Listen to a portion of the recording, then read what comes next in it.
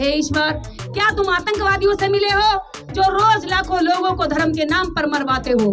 तुम आतंकवादी हो जो चाहते हो कि लोग तुमसे डरें। डिस्क्याऊं ऐसे करता है ना आतंकवादी, मार दूंगा, नोक दिखाता है, तलवार दिखाता है, चाकू छुरी दिखाता है और कहता है चाकू छुरियां तेज करा लो। यानी कि आतंकवादी का मकसद होता है कि लोग मुझसे डरें, मुझे माने। यह हत्याएं करता है। भगवान भी ऐसे ही करता है कि मुझे मानो, और उसे ना मानो तो लोगों को मारा जाता है। आज देश के अंदर जबरदस्ती जय श्री राम भी बुलवाया जा रहा है। आप देख रहे होंगे मॉब लिंचिंग हो रही है।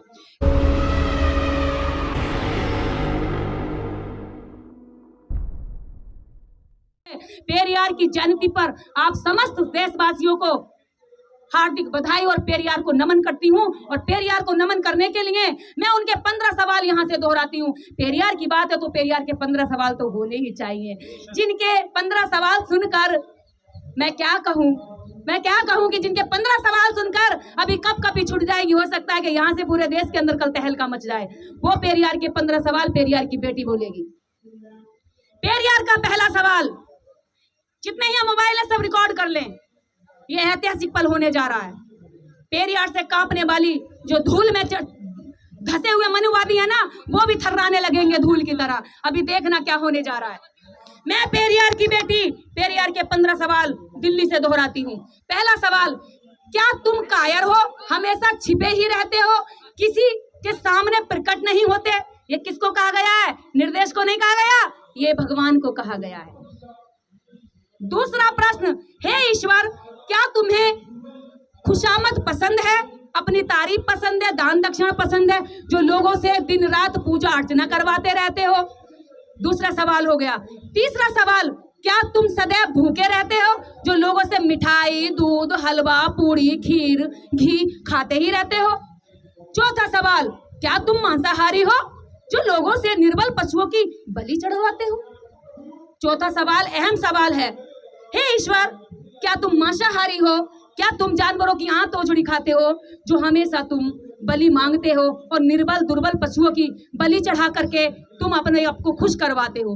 पांचवा सवाल, क्या तुम सोने के व्यापारी हो, जो मंदिरों में लाखों टन सोना दबाए बैठे हो? हे ईश्वर, क्या तुम सोने के व्यापारी हो?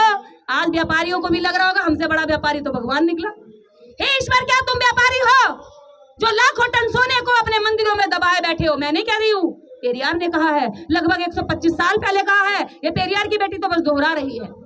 इसके आगे सुनिए, हे ईश्वर, क्या तुम व्यभिचारी हो, बलात्कारी हो, जो तुम मंदिरों में देवदासियों को रखते हो और उनकी हड्डियां नन्ही उम्र में उनका शोषण करते वक्त तोड़ देते हो? पेरियार कह रहे हैं, मैं नहीं कह रही हूँ। सातवां सवाल, ईश्वर, क्या तुम कमजोर हो, जो रोजाना होने वाले बलात्कारों को बिल्कुल नहीं देख पाते, अंधे हो? पेरियार कह रहे हैं, मैं नहीं कह रही हूँ। हे ईश्वर, क्या तुम मूर्ख हो?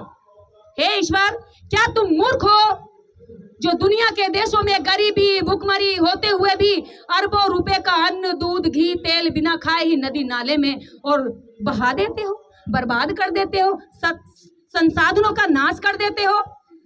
नौवां सवाल, हे ईश्वर, क्या तुम बहरे हो? हे ईश्वर, क्या तुम बहरे हो, जो बेवजह मरते हुए आदमी, बलात्कारी होती हुई मासूमों की आवाज नहीं सुन पाते? हे ईश्वर, क्या तुम बहरे हो, निर्देश यहाँ से चीख के अपने समाज के अधिकारों की मांग करती है और तुम उनके अधिकार ही नहीं दे पाते? हे ईश्वर।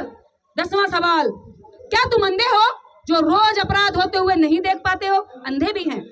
इसके आगे 11वां सवाल, क्या तुम आतंकवादियों से मिले हुए हो? क्या बड़ी बात कही है।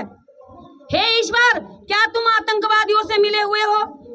किसी व्यक्ति से बात नहीं हो रही है यहाँ पर, सीधी ईश्वर के साथ पेरियार के सवाल हो रहे हैं। और बीच में कोई आएगा तो ये खबरदार, यहाँ भगवान से सीधी बात हो रही है, बीच में किसी को आने की जरूरत नहीं है। अगर वो भगवान का एजेंट बन के आना चाहता तो आ जाए, फिर सारे केस मुकदमे हम उस पर करेंगे। इसके बाद, क्या तुम अंधे हो, जो अपराध को होते हुए नहीं देख पाते? क्या तुम आतंकवादियों से मिले हुए हो, जो रोज धर्म के नाम पर लाखों लोगों को मरवाते हो?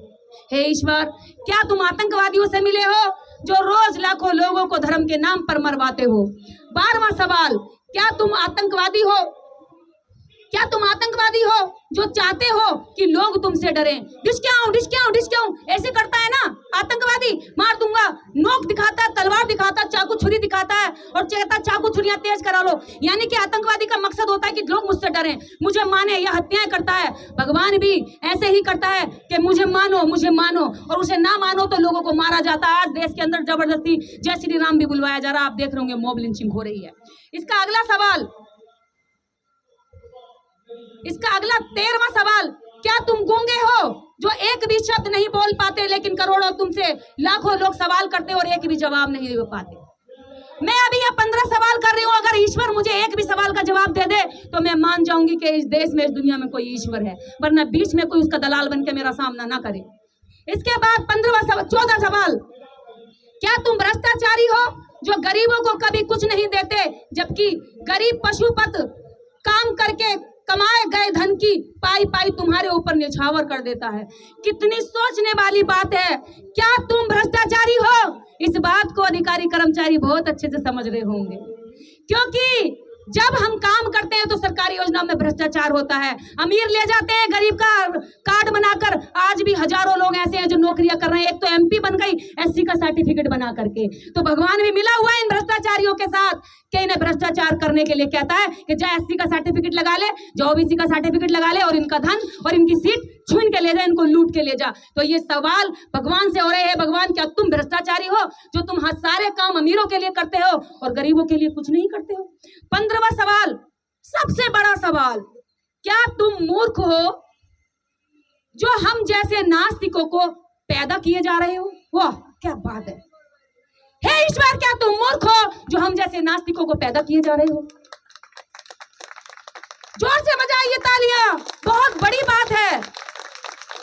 ईश्वर नहीं आएगा, अभी देखना कल एफआईआर भी होंगी तो ईश्वर नहीं आएगा, एजेंट आएंगे। हो सकता है यहाँ बैठे हुए लोगों के खिलाफ कल से वो आ जाए फरमान जारी, सर धड़ से अलग कर दो, तन से जुदा कर दो और हम 10 करोड़ रुपए देंगे। अगली लाइन सुनिए, अभी आखिरी सवाल और पूरी लाइन सुनिए।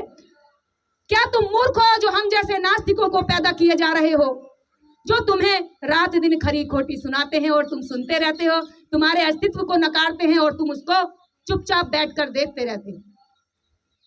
मैंने यहां से इतने सवाल किए, कोई तूफान नहीं आया, मुझे कोई बीमारी नहीं हुई, मुझे कोई अटैक नहीं पड़ा, मैं ठीक हूं। यहाँ इतने लोगों ने सुना, किसी को कोई तकलीफ नहीं हुई। ये सब उसी तरह से खड़े हुए जैसे पहले खड़े थे और जोश के साथ खड़े हो गए। पहले हमें इंसान बनना है, हमें भगवान की जरूरत ही नहीं पड़ेगी, हम एक दूसरे से प्रेम कर सकते हैं।